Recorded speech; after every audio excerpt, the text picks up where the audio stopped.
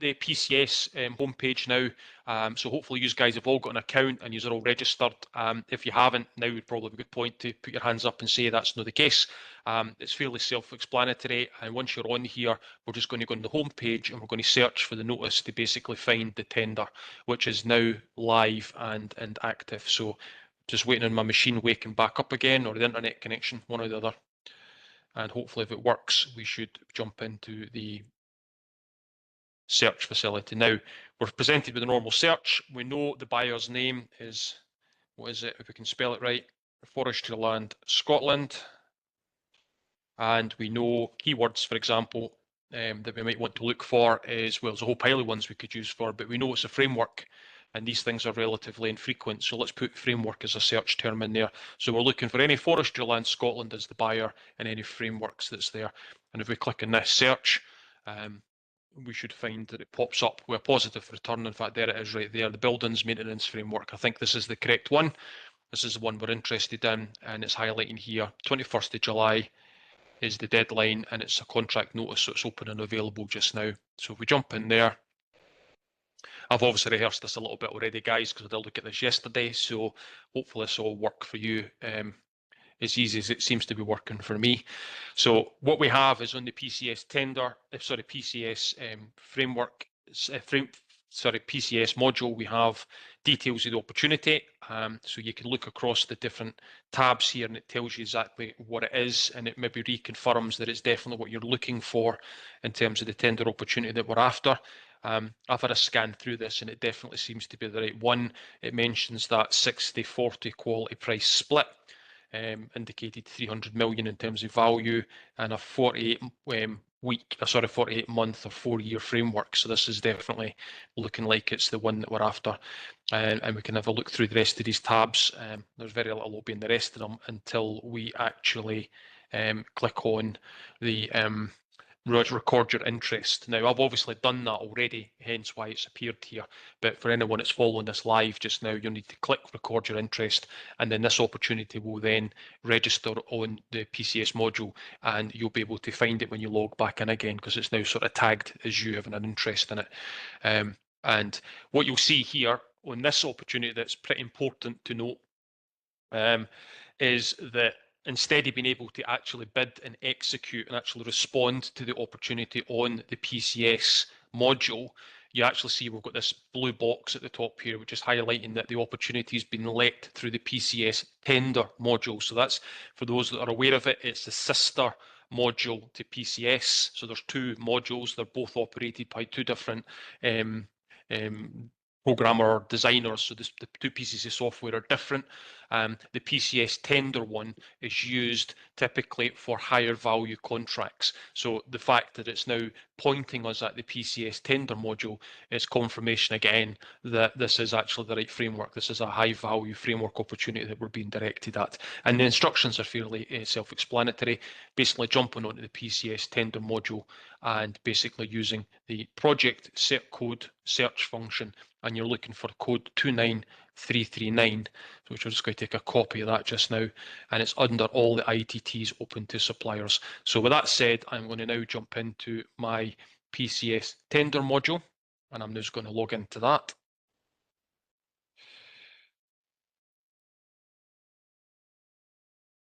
And that's us now in there. No thank you to there. And then when we go into this one, we can click on the ITTs or search, and you should be able to then do search it. You want to search the terms by, I think it said, you want to search it by project code from the drop down from the ITTs open to all suppliers. So ITT open to all suppliers, and then you want project code, and then you'd pop in the number there, and you would run the search, and it should in theory find it, which indeed it has, and there they all are there. But because I've already been in here already, and I've already saved an interest and recorded an interest in it, it's obviously now appearing in my ITTs directory there as well. So that's what the first thing you guys need to do. So for everyone that's following and still paying attention and on board with this, you really need to go into the PCS, find that opportunity, find the instruction, find that code, and then go into PCS tender and stick it in there.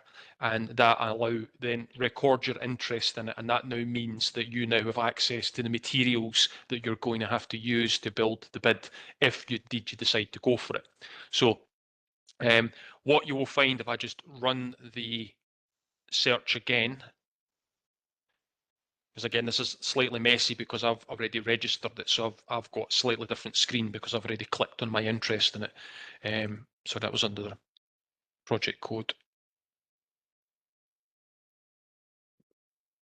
What you'll be presented with is all 8 of the area-based opportunities that the FLS was mentioning in their tender presentation. You'll notice that I'm missing the central one just now. The only reason that's missing is because I've already clicked on it again, as part of my having a look at what they're actually put out yesterday. So that's why that one's missing from the list. So let's say that we are interested in the central one. We're going to click on central. In this interest, it's east, and I'm going to click on express interest because that's the one that I think I'm interested in. If you do that, it will then register it. And then what I got yesterday was another little pop-up notification.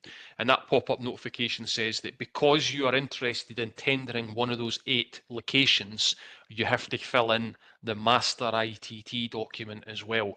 So what you then get is the ITT master pops up, and you can then click express interest in that as well.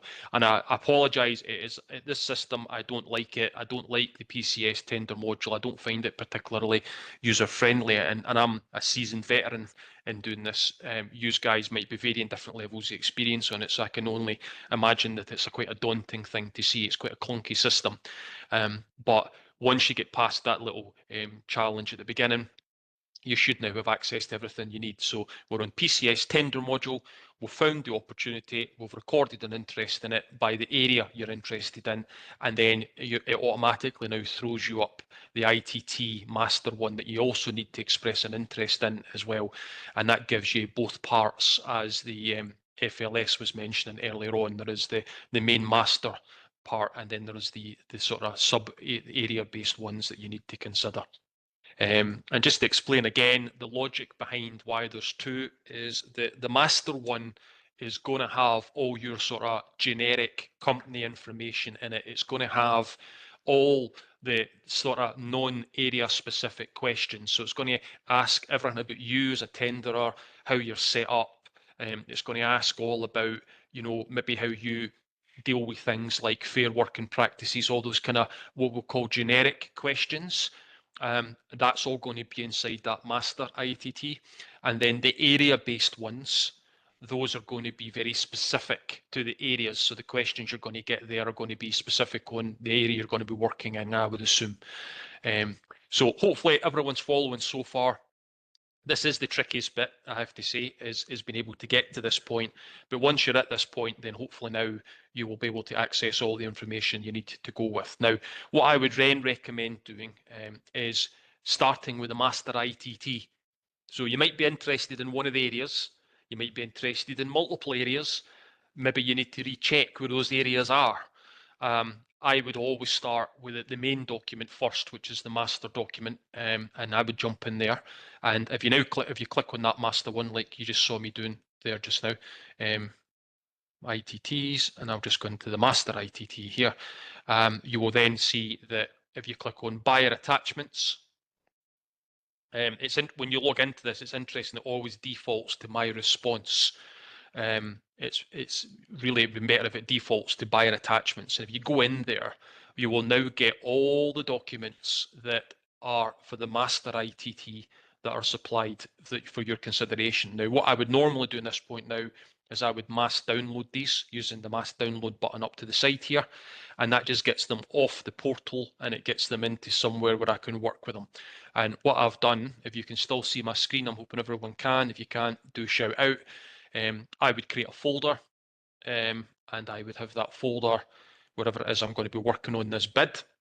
And I've created the master area, and I've got a client supplied, and I've basically just downloaded all their materials into this folder. So basically everything for that portal here, mass download, pull it off of here and stick it in here, because it just means then that it's easier to navigate it when you can see it in a little structure that you've set up, rather than having to go in and out the porthole to try and find it. And then what I've done is I've went back into the same again, and this time I've went into the area-based one. So again, I was going to use central as an example, and I've went in here, and you can see again buyer attachments, and then what I've done is mass download, and then I've dumped all that stuff in to the other little folder. So you'll see here again, there's the two folders. There's the master one and then the areas one. For the areas one, client supplied, and then I've dumped off everything they've given us.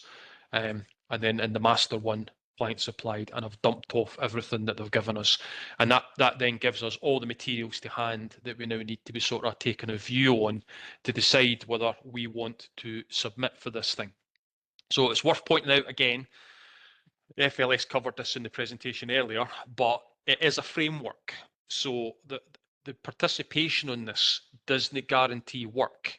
All it does is gives you the opportunity to get work. So the first thing that you're going to realise in this is this needs a lot of time and a lot of input in this. This is not a small submission. So it needs quite a lot of legwork from a business investment perspective to be able to put yourself in a position that you're going to be considered as one of the suppliers going forward. That said, it's a 4-year framework. It's fairly secure funding. So from a business perspective, you know, it's the good client that you would want to be working with, and there's a great opportunity there to be building relationships, and it's obviously got a good visibility workload opportunity for a number of years. So if I was a business and I was in your shoes looking at doing this would certainly be a framework I would be considering very carefully whether I didn't want to go for it. I would have to be thinking very carefully whether, you know, how I put the time in to make sure I get this right. So with all the information downloaded here, we now need to sort of work through it to see essentially what we want to do here, and is this thing actually worth progressing for? And what you tend to find is in all the documents they've supplied, they've given you a very helpful invitation to tender, which if you open that up, it actually is the document that gives you everything you really need to know. So everything that FLS want to see is all fully spelled out. They've confirmed the documents that's there. They've confirmed your deadlines, etc. for submission. Now, on the deadline for submission, I would normally, as good practice, now go and stick that in my diary. So it's 12 o'clock on Monday the 21st. So what I would now do is open up my diary, and I would now go and find the 21st at 12 o'clock, and that is the deadline. So FLS deadline. Now, Mondays are always terrible days for doing this type of thing because, you know, it depends what happens over the weekend and whatever else. So I usually always, if it's a Monday deadline, I would then go to the Friday beforehand, and I would set the deadline notification there as well. So just ignore the rest of the stuff in my calendar there, but that's essentially making me aware on the Friday that we would, sorry, I picked the wrong date, I think actually, picked it this one. I would actually go to the Friday before the 21st, and I would stick it in there, so that it gives me the headlines. You know, it's reminding me there's a major opportunity due to be submitted on the Monday, and it gives you the last couple of days to make sure you're in place to pick it up. So that's one of the things I would do to make sure you're right there. The other thing I would do is I'd be looking for the opportunity for when the questions are. So there it is there. It's 5 o'clock on Tuesday the 8th. So I'd be jumping back into my calendar, and I would then be finding the 8th, and I'd be sticking in the deadline to remind everybody that, or remind the team, or remind me that I'm bidding it, that I've got until that date to ask any questions. Really important that date, because if you leave the tender too long in terms of preparing it, you'll start to get into the detail too late. You'll then start to think, well, I don't understand this, or I'm not sure about this. And if it's after the 8th, you've lost the ability to ask for help. You've lost the ability to raise a question. So it's really important that you do a good, solid time on this and look at it, make a decision if you want to bid it. And if you do want to bid it, start the processes, starting to pull together the parts that you need to consider, so that you're in a position to know that this is actually going to be doable, and do all of that well before the 8th, so that you've given yourself plenty of time to ask and receive and respond to any further questions that you might want to raise through it. On the portal, the questions are pretty straightforward. You're logging back into the opportunity. Again, tender module. At this point, we're completely forgetting the PCS step that we did at the very beginning. We don't need that anymore because it's now all on the tender module. That is the place where we are. We're on the tender module. That's where the submission has to go in. So we're in the tender module. You come back into your opportunity and you'll see here you've got the options here to raise questions. So if you click on the questions menu or messages, you've got the option to create, receive and send messages. The fact that there is no messages there just now means that either very few people are interested in the bid. The bid is either really straightforward and nobody has any questions, everybody understands what needs to get done, or potentially it's a brand new bid and it's just come out and there's just not been enough time for people to look at it. But pretty straightforward. If you want to raise a question, click on the tab there. You select the menu option that's most appropriate, subject that you want to cover it, whatever you want it to be, and then stick in your message in there. As FLS highlighted, normal tender process. It might feel a little bit uncomfortable for some people that want to be dead polite. Do not personalize it in any way. It's a completely anonymous system. This is a battle ultimately. Everybody that's on this call is in battle with everybody else to try and win a position on this framework, and you should be playing this like a game of chess. You might want to ask the question. You might want to ask it direct. You may want to make it in layman's language. You may want to do all of that, but you have to then consider that the answer that you get is given to everybody. So you can give away your positions and things by asking questions, as well as learning for others questions, things that you might find useful to yourself. So there is a bit of thought process in here and a bit of advice as well. The clients tend to be really restricted, is the word I might use, in terms of how they will fill in a response. So don't imagine that the client at the other end of the messaging system is sitting with open arms, happy to spend time negotiating and expelling details out to use guys. That isn't the case. More often than not, you will get very short and very, very limited responses back to questions. By all means, ask them. But my experience tends to be that the buyer, the client, will always be very guarded and potentially won't share too much information in terms of insight. So if you ask a question, be prepared for a response that says, check out the documents we've already given you. They might even give you, the document reference. The answer to your question is in here. Often it can be quite frustrating if you've already read that document and what you're actually asking is something that's more detailed than the document explains. But unfortunately, that's the joys of having to go through this tender process. That's the way it works. So we're going to jump back to our document. And we're going to continue reading through. We've got our dates for submission. We've got our dates for questions. We've stuck them in the diary. We've had a wee think about our workload, because that's the first thing, eh? Are you making a decision to bid this thing? I don't know. It's a lot of work. I know that much. I'm not so comfortable with what's needed. Well, the other thing is I might be just completely rammed with workload. So if you've not got the time or the bandwidth to look at this, you really want to be thinking about that now as well, because you either need to start planning the time in for it, or that might be a decision for you not to participate in this. So contents page, fairly explanatory. You'll find all the details in here of what you need to know in terms of contracts. So I don't intend to pour through that in any levels of detail. It's everything that was covered in the FLS presentation is in here. The key things you want to think about is the 60/40. For me, in my industry, 60/40 is pretty reflective of public sector. That basically indicates that they are valuing price more significantly than quality. So you might be the best at you might be the best at something, but what they're after is not necessarily the best at any price, and they're not after somebody that's rubbish at it that meets minimum standard. They're after somebody who is good but essentially cheap. So the pricing element is a big concern here because, obviously it's 60/40 on a price base.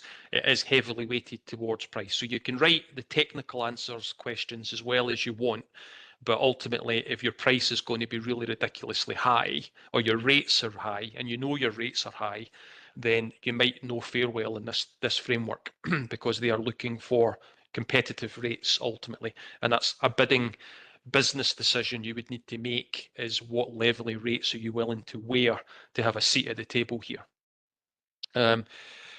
The process is pretty straightforward, and I know it doesn't sound like that because of the acronyms and that there's so much going on with it, but ultimately it's a three-stage process, very standard.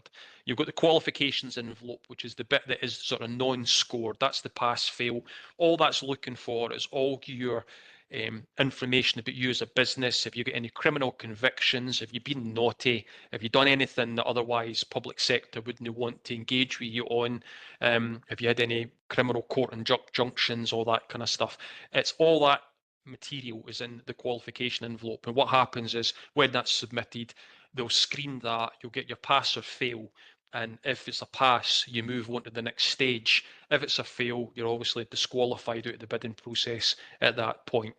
The real work comes in, and I say real work, that qualification envelope does take a lot of time to fill in, even though it's not actually going to deliberately, it's not going to directly influence your outcome in terms of, competition-wise. It just means that you're meeting a minimum eligibility criteria to be able to be considered by the client. The real technical work, the work that makes the difference of the winners and the losers, is in the technical envelope. That's the bit where they're going to ask you all the technical questions, and this is where you need to be pretty clever with your responses to be able to answer the question and make sure that you give a good account for yourself and your business and how you would do what they want you to do. And that's the bit they'll score using this 4-point system, a very clunky system. So it's a bit like school grades.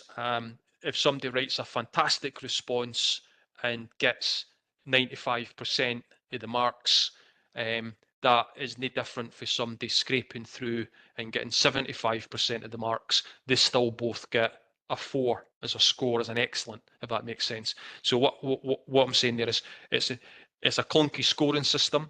So you always should be striving for an excellent response, but good suppliers will always be scoring 3s or 4s, which means that when it's all said and done, there might only be 1 point difference between supplier A and supplier B, and therefore the thing that makes the difference in who gets on the framework comes down to the costs, which is weighted at 60%. So that's what I take for that. What else have we got? We've got the commercial envelope, and the FLS did go through that in quite a bit of detail. Fairly self-explanatory. It's a series of tables that you need to complete with rates, and it tells you the details of how they're going to evaluate the rates to score you commercially. So you'll submit one set of rates, a competitor will submit another set of rates, and they'll use this little formula to then work out whose rates are better. And then based on that, you'll be decided where to put you on the framework. Other things I've noted as I've flicked through this as well. There's that timetable, by the way, that's going to be quite useful to keep an eye on as well. Other things I've noticed as well that they've said is that the framework is a ranked framework as well. So they're looking to take forward, I think it was 3 suppliers for each area. So there's 8 areas, 3 suppliers. And I think, if I read it correctly, is that they will rank it based on supplier 1 gets the cream. So they're the ones that they'll go to initially, and then it cascades down depending on performance and availability. So whilst there are 3 plots, 3 positions to be challenged and win, you're really only after the position number 1, which is the one that's going to most likely see most of the work opportunities, or have the largest opportunity to see the work opportunities coming out here. And the rest of this, I think, is all the framework terms and conditions that's in there. So that's useful to know, but again, do read it and go through it at length, and you will be able to take a view on whether it's going to be suitable for you. Another point to note is the insurance liabilities. They are looking for compulsory liability at 5 million, public liability at 5 million, professional risk at 250,000, and contractors all risk insurance at 500,000. So again, if you don't have those insurance levels, or you're unwilling to go to those levels, then you need to make that decision now, in part of your decision of whether you're actually going to spend time and bid this thing. There's also other requirements in terms of modern slavery. This is all the questions that they're going to ask you here as well. Relevant work experience, where you've done this before. You've also got to demonstrate your qualifications in each of the different skills that they're asking for, and they've set their minimum requirements in here as well. Quality assurances need to be provided. So all the questions they're going to ask are all set out there. And FLS did mention this is the scoring matrix that they talked about in their presentation. So it's in page number, no, it's not numbered, but it's page 32 of 41. You will see that of the 11 responses that you need to provide, you can see which ones they are going to score and which ones are pass and fails. So like, for example, living wage, you'll need to provide a response to your living wage, and they'll give you the details in a second of how that looks. And then, but you'll do all that work and it's technically not scored. It's just a pass or a fail. They take a view on where that is. So you can see for the questions here, where the largest amount of the value is how you answer the 4 technical questions relating to each of the 4 scenarios that they've outlined. So that's where they're collectively worth 30% of the marks together. Right first time, the response to that question 2, that's worth quite a bit. That's 20% on its own. Those guys are all 7.5%. So you really want to make sure question 2 is well written and well responded to. And your management arrangements is another one at 20. That's really important to the client as well. So you can, for where the clients put the weighting on this, you can also take a view of what the client's looking for you to say when you actually submit for this, because clearly right first time, you know, why is that so important to them that they've weighted it at 20%? And management arrangements, you know, does that indicate that maybe in the last generation of this framework that maybe there's been issues on right first time, and maybe there's been issues in management that's maybe not worked out as well as the client had hoped, and that's why this time round they're really asking for you to really explain and really score that well, how well that, you know, how you're going to deal with those things. So again, the questions are all spelled out here, which is a good point of reference. In fact, they are all here, so you'll be able to scan through these and take a view on what you want to, if you actually want to submit and go for this. But there, again, the counsel I would offer is there's quite a lot of work involved in this. So I'm just going to pause at this management arrangements question. So remember, this is in the master document as well. So this is lot specifics. This is 1 to 8. This is the management arrangements question. So we mentioned it was one of the 2 high scoring at 20. So this is what they're actually asking you to do, and this is what you need to respond to. And you'll note at the bottom in this one, they've also page limited it as well. So they're actually asking you to complete this in 2 pages at A4 and size 11 font. Okay.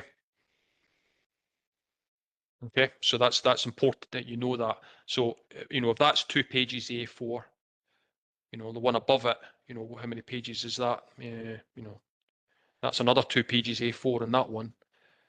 That's another 2 pages A4 in that one.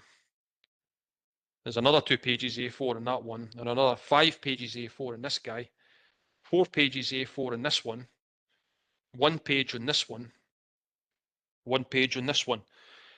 So you get to see right away, you know, this is 30 pages possibly. I've not done the maths on it, but it's not just a tick box fill in the form submission. There's quite a lot of effort required and investment for a business perspective in making the decision to take this one on. So again, do consider carefully where you want to go with it and whether it's one for progressing. And I think everything that FLS had mentioned in the presentation is also in here as well, including an indication of where they see the type of work in the next 4 years, which categories and where it's going to come out.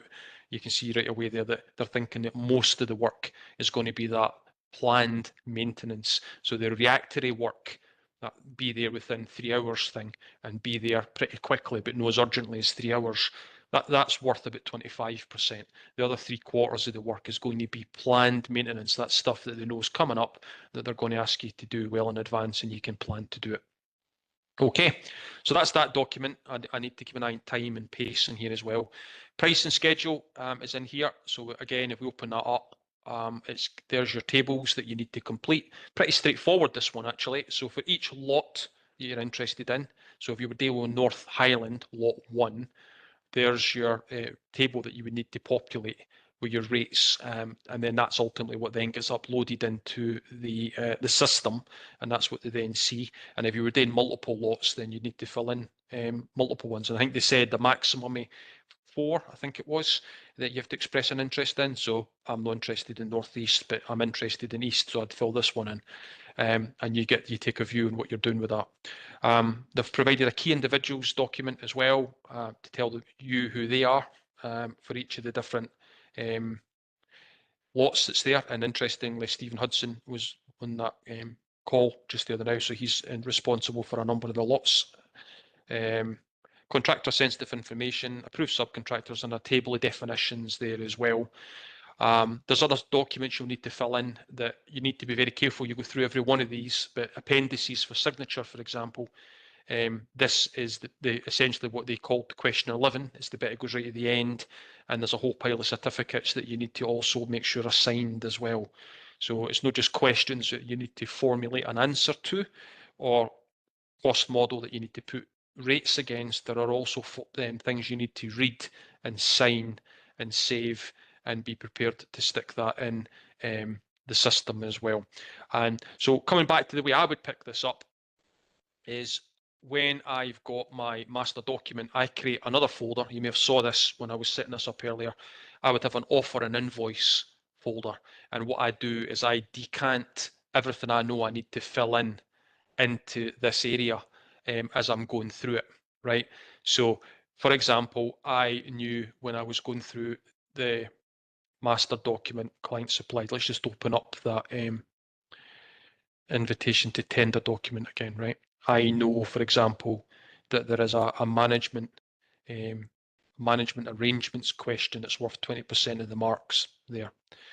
So what I would do is I would, because this is PDF, you can't type it. So what I would do is I'd basically just copy this out and stick it in a Word document, so that you can then either give it to a colleague if there's more than one of you working on it, or you can manage it. But essentially, create an offer folder and dump your Word documents that have your responses. So there's the question they've asked, and there's the word limit underneath it.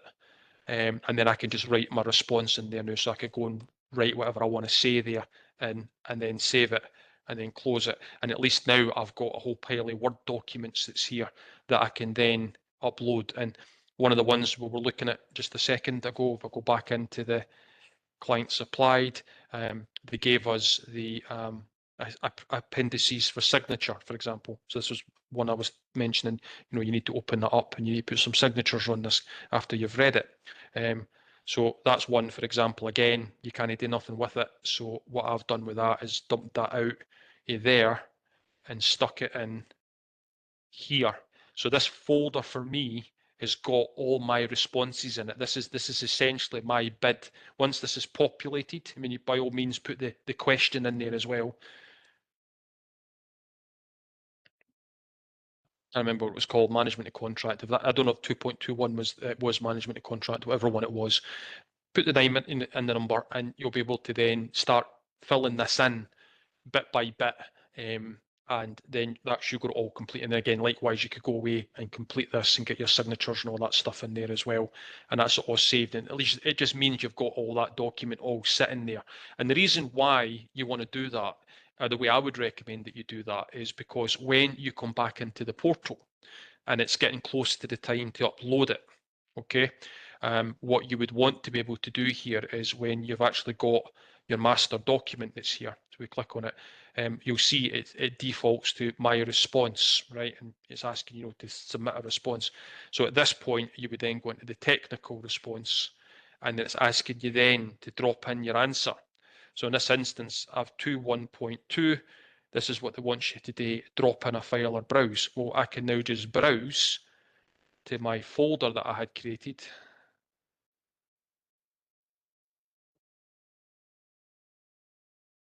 And there's my 2.12, and I can now open that and bring it in. And that's how I bring the response into the actual submission. And the one good thing is, it's pretty good about the PCS tender module, which is what we're using for this one, is that the way it sets it out is that it automatically prods you for every response that it needs you to provide. So you're less likely to miss or accidentally not submit something, using the tender module, because it tends to say, you know, it needs you, it wants an answer against everything. It's giving you these little boxes that it wants things you to say something against before it allows you to do it. And you can click on that validate response. So in this instance, you know, scenario 2, this one doesn't have an error because I gave it the document, I uploaded that 2.1.2, but now 2.1.3 is highlighting that it's missing. So I can come in here and put my 2.13 in now, and then again, if I validate that, did that go in, or is it still waiting on it? There you go, it's uploaded. So now if you validate that, you'll see that one's now not got an error on it. It's actually okay. So once you go through that whole process, it's fairly self-explanatory. Save your changes, and when you're ready, you can submit it once it's ready, or save and exit responses, which allows you to come back into it again. So the way that I would sort of work with this is, if you've got all those documents downloaded to your laptop or your server, whatever format that you use, this is a good way of managing it, because it means you can get help.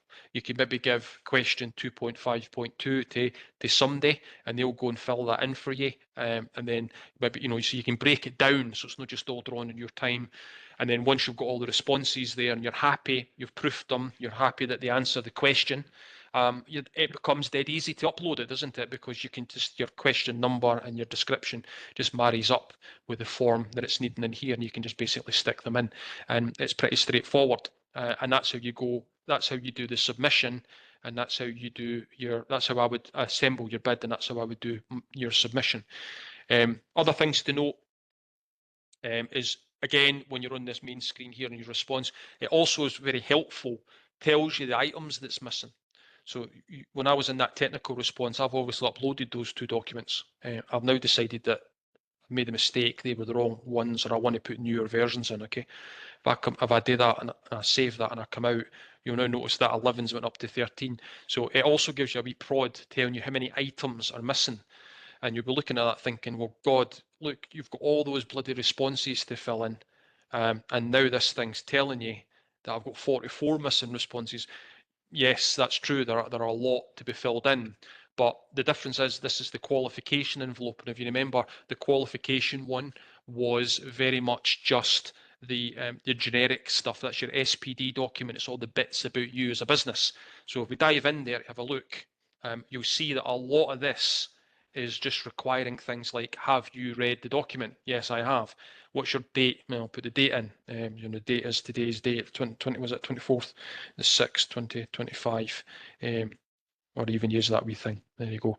So there's 44 down to 22. So a lot of these things are just checkbox exercises. It wants your bidder's name, your VAT number, your DUNS number, your postcode, your registered address. So there's, what, 15 responses in there, all very easily to fill in. You then obviously need to think about how you're setting yourself up. And again, if you are an electrical contractor and you are interested in bidding this framework, but you recognise that you may need more than just electrical services, maybe you'll need joinery services. If you have made the decision that maybe there's a joiner that you think you'd like to team up with, and you'd like them to come on board as a joint arrangement, that's where you basically tell the client on this form how you're set up. You know, are you a joint venture? Are you a single entity contract? You know, are you like the electrician is leading the contract, so they've got full contractual responsibility. It's their framework, they own it, but ultimately they're subcontracting it through agreement with a joiner, for example, to provide the rest of the services that's needed. So this is the document where you would fill that in. It's also the document where you would tick on the lots that you're interested in as well. This is telling them exactly what you're after. And it's all very self-explanatory. So whilst it's daunting at 44 responses, and there are some questions in there that are slightly horribly worded, you know, at the end of the day, the document is fairly easy to fill in.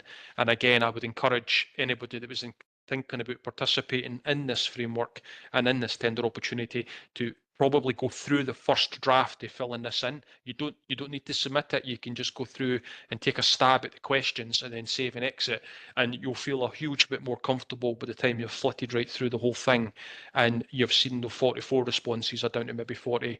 There's maybe only 2 responses that are missing, and that'll give you plenty of time to ask any questions you need to regarding how you're setting yourself up or anything you're kind of struggling with. So there's a lot of material here. There is a lot of response required, and as I say, it's quite daunting, but it's not quite as intimidating as you would first think that it is. And once that's done, that's your qualification envelope. That's complete. But the focus of your effort is on the technical one, because that's the guy that needs all the sort of full submission questions and answers all put in place.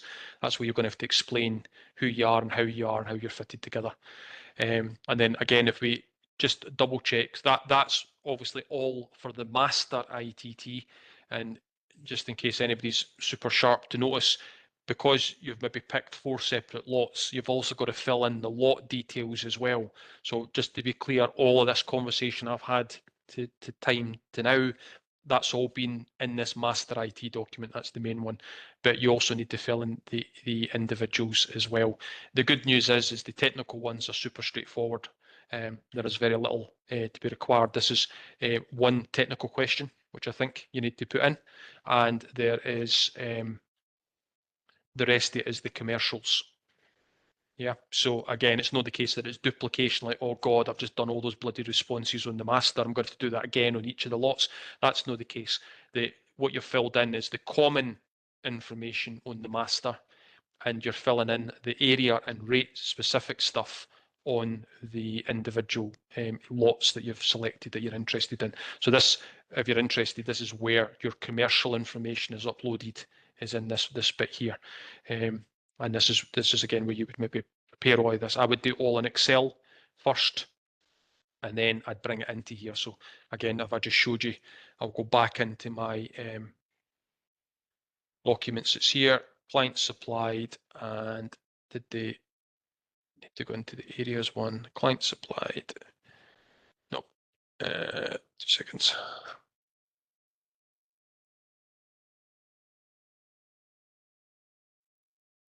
And what I've done is I've set up a commercial envelope in here, just an Excel file, and you can see I've literally just copied and pasted out from the portal the question that they want. It's also available inside that Word document as well, because that's sort of the PDF thing. What is it? So they showed you the rates. There it is there. So there's the same tables there. So you could also just paste it for there into Excel.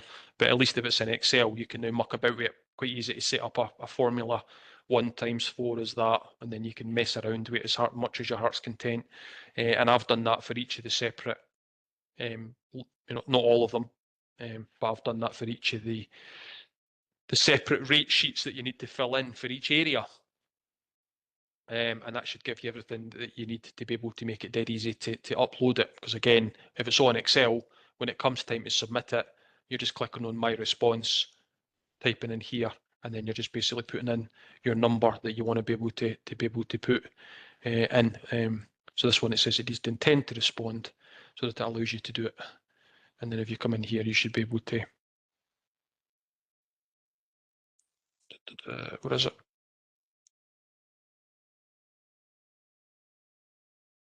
What am I missing?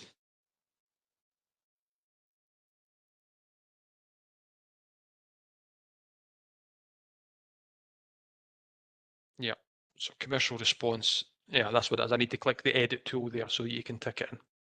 There you go, quantity, unit price. Yeah, £60, whatever that is. And that's it. So that's where you go. It's just to click on that wee edit icon there, just so that you know that that's it's putting into edit mode, so that essentially you can then fill it in. And again, same format as the master document. It's telling you that the technical response, you're missing one thing, which is that one question that you need to drop the file to answer into there, and then the rest of it, click the wrong button. The rest of it is the commercial response, and it says it's missing 13 items there. That's a lot, but that's because it will be picking up every single one of the cells, every one of these missing requirements that's here. So there's 13 numbers essentially needs to get put in to complete it.